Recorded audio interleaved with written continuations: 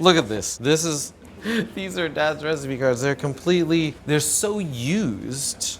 I mean, and he's like marked off things. And there's some units of measurement that cooks have never understood. When they come and they see this, they're like, it says 1 scoop of sugar.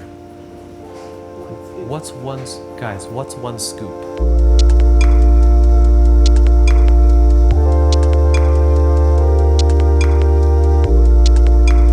My name is Justin Pichetrungsi from Anajac Thai in Sherman Oaks, and I'm gonna make Laab Moo for you guys. It's a dish that it's so beautiful that you can do all in one pot, really, if you'd like, and it's kind of perfect like that.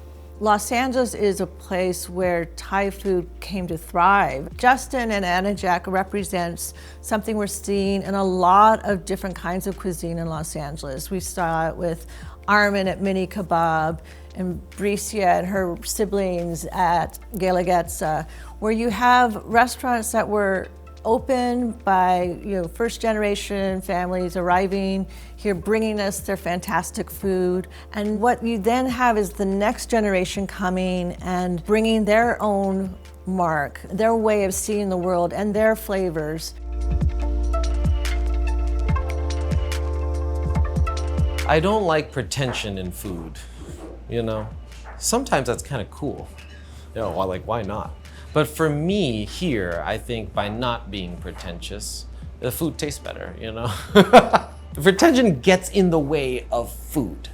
It gets in the way of flavor.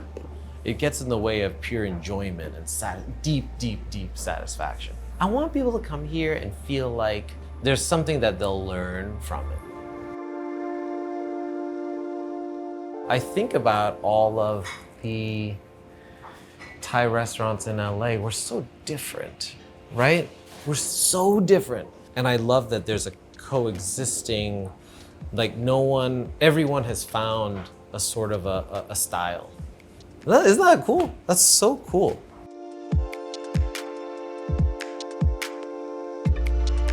The other thing about Anajac is that wine is really important. Anajac Thai is probably one of the most interesting places to drink great wine and have great food, and you always have something interesting to try. So the best thing to do there is to put yourself in their hands and think like, what's the most interesting thing? What are you excited about? Because there's always something great and you'll get something delicious. I always wanted to work here. It was really counterintuitive to everything that was going on in my life at the time. I had a career, and when you have that career and it's going well and you're busy, but then you're looking, you have those dreams every night, and I was working here every night, I was asking myself how I was going to move from that place in my life to be moving here. I just found out recently, and Mom just said this to me. She said, after we gave birth to you, we came right here after the hospital. And I was like, that's so funny, because I feel like it was those sounds that really was part of my development as an embryo. I have some of my father's old cooks still here, and I have some of mine, and there's a combination of a left brain and a right brain as well that you find in a kitchen. I think in a restaurant, you kind of need that. You need warriors, and then you need a couple wanderer creative types. But you can't have too much of either. So the decision for me to take over was made for me by the universe. My father fell ill. I immediately did his job. And I literally wear his shoes today, which is funny. Not right now, but he has like these orthopedic shoes. I'm like, they're pretty comfortable. So now I wear those. I guess it is a metaphor. Yeah. When you eat at Anajac Thai, it's just like you feel like you're in the best place. Oh, this is like why Los Angeles is such a great place to eat. It feels like we're creating a Los Angeles cuisine in real time, and Justin is one of those great chefs making it happen.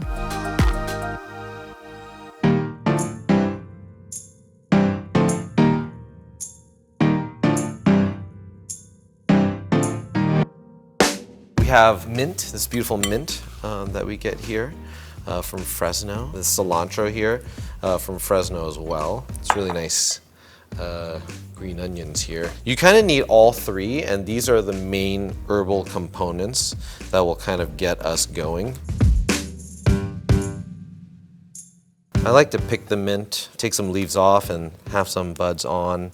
That way you have this kind of beautiful little, flower for, for presentation. But this is kind of a nice little meditative time, and in our kitchen, like we pick a lot of herbs, obviously, and it's kind of a nice time to listen to some music and talk a little. So with cilantro, obviously picking cilantro, it takes time. And we don't have all this time. There's a beauty to it because there's also a difference in flavor for cilantro. We use all parts of the cilantro at Anajac. So we use the stem, we use the flower, we use the root, we use the leaf and all that sort of thing.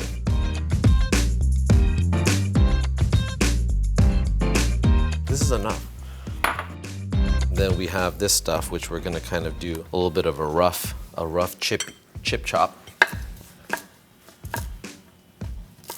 Okay, so these shallots, these are big hormonal shallots, okay? If you see the shallots in Thailand, they're small, they're tiny, and they're a pain in the ass to peel. If you can find these big dogs, what I recommend is you end them here like this, boop, boop, and then we're just gonna take off the outer situation. The sheath. I like to try to cut some of them as thin as possible because you kind of want them a little bit to kind of melt. So what we'd like to do is we'd like to toast our rice. Sticky rice that's raw, boop. We're just gonna give it, this is a lot. I mean, this is gonna last you a while. So what does this do? This kind of brings this nuttiness to the dish. It brings a little bit of texture, a little bit of crunch, a little bit of that al dente quality to the salad, which is all really soft. And the one thing that I do that's different is that I put in a little bit of not only toasted rice, a little puffed rice as well. But that way you get that kind of interaction of fatty, soft, sour, and then you got crispy. It's kind of nice. And once you smell something, the aromatic compounds are starting to leave. Right when you smell it, that's when you got to cut it off. So we're gonna fry up a little bit of rice. So we have here a little bit of rice that's been dehydrated, but we're gonna try out just a little piece, just to see what happens. It's very, very similar to how popcorn works, right? Popcorn works because there's a little bit of water inside of the kernel itself. And when that water exits, then poof, it puffs up, right?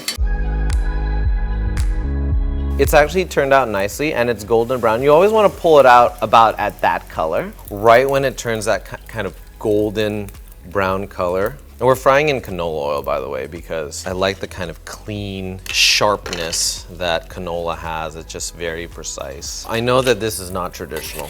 I like the kind of intersection of khao tot, look at how good that is, and laab together. They're both sort of meant to be savory, sort of meat-forward salads. And then we're just gonna start to do the pork. We're gonna mix everything in. There's gonna be no Maillard at all, meaning there's no caramelization or sear on the meat.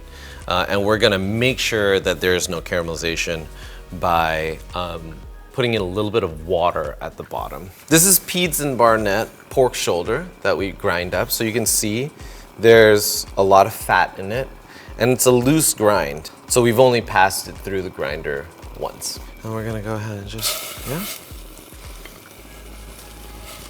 And you always want to just control the amount of water because once it starts caramelizing, you sort of lose that soft, sort of lean quality. And notice, no salt going in at all, right? Let's not get too obsessed with salting everything at every single stage. You know how powerful this fish sauce is? This is powerful stuff. It's done in this now turned off hot pot. So we'll season it up. We'll throw in our herbs, right? I like to throw in the green onions here. I like to put in maybe about half of this. We want to put in the toasted sticky rice powder, which is gonna absorb, oh, it's nice and warm. It feels like hot sand. It's gonna absorb a little bit of that water, and it's gonna create a texture. And if you can't see it after you've incorporated, it means you haven't put in enough. Like you gotta really go for it. And then all these stems that we put in here, that we've cut up, I'm gonna put that in. The cilantro. And notice how we haven't added any seasoning yet at all. So the only seasoning that's ever necessary to anything Thai food related is gonna be a lime and this crazy concoction here, which is fish sauce. We're gonna start with 2 tablespoons. I'm gonna try to add in about half of the mint. So go ahead and do the limes, and we'll just go ahead and squeeze it in. Dad always taught me that in Thai cooking, you go equal parts, sweet, sour, and salty at first. And then you can kind of push and pull after, right? Because in the end, Thai cooking is about, all right, the flavor that's more forward is sweet in this dish. The flavor that's more forward in this dish is actually salty. In this dish, it's actually spicy, and then you taste. So there's an order of flavor, and the question is, what is your preference? Crushed red chilies. And the liquid there, you can see this liquid is like, this liquid, that's the stuff. Because when you have like a pot of like sticky rice, you just want to soak this part up, you know? So let's just see.